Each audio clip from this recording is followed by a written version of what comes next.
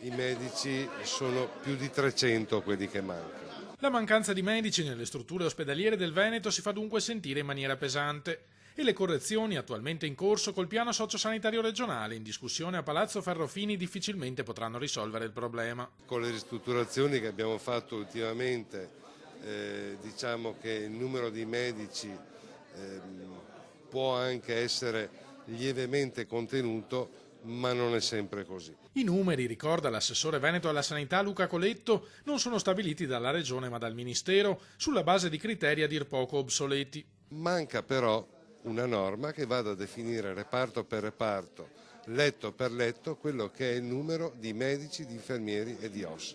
Una volta c'era, adesso io credo che sia opportuno ripristinare questa norma in maniera tale che le regioni che hanno diritto di avere i medici li possano avere. Fondamentale, sostiene l'assessore, sarebbe la possibilità di far entrare i medici in ospedale immediatamente dopo la laurea. Cosa che non avviene adesso. Adesso avviene dopo 4 anni, dopo la specialità, quindi noi abbiamo i medici in reparto invece che a 26 anni a 30-31 anni.